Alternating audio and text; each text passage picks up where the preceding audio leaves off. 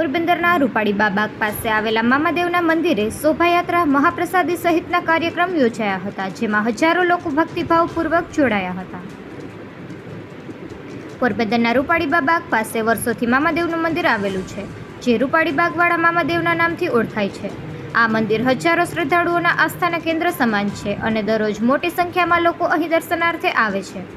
મંદિર ખાતે મામાદેવ ટ્રસ્ટ મિત્ર મંડળ દ્વારા છેલ્લા 12 વર્ષથી દર વર્ષે મહાપ્રસાદી અને શોભાયાત્રા સહિતના ધાર્મિક કાર્યક્રમોનું આયોજન કરવામાં આવે છે. આ વર્ષે પણ ભવ્ય આયોજન કરાયું હતું, જેમાં સવારે 9 વાગે શોભાયાત્રાનું આયોજન કરવામાં આવતા મોટી સંખ્યામાં ભક્તો તેમાં જોડાયા હતા. ત્યારબાદ બપોરે 12 વાગ્યે મહાપ્રસાદીનું પણ આયોજન કરાયું હતું, તો 10 થી 12 હજાર ભક્તોએ મહાપ્રસાદીનો પણ લાભ લીધો હતો. ધારાસભ્ય અર્જુનભાઈ મોઢવાડિયા, જેસીઆઈના સ્થાપક પ્રમુખ અને સામાજિક અગ્રણી લાખણસિંહભાઈ ગોરાણીયા, ભાજપ અગ્રણી નિલેશભાઈ કિશોર સહિત અનેક અગ્રણીઓ પણ આ ધર્મોત્સવમાં સહભાગી બન્યા હતા. આયોજકોએ જણાવ્યું હતું કે સ્થાનિક રહેવાસીઓ અને દુકાનદારો, વેપારીઓના સહયોગથી ભવ્ય આયોજન કરવામાં આવે છે, જેમાં મામાદેવના દરેક ભક્ત સાથ સહકાર આપે છે. નિપુલ પોપટ, પોરબંદર ટાઈમ્સ. જય મામાદેવ.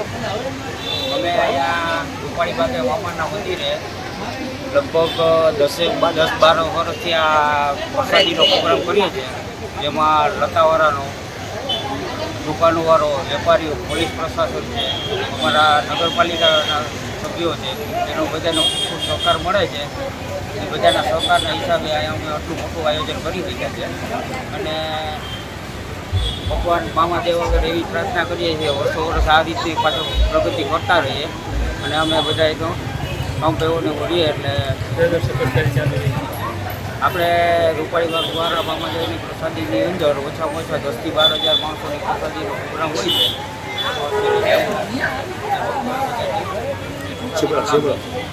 બોલો રૂપાળીબાગ દ્વારા મામા.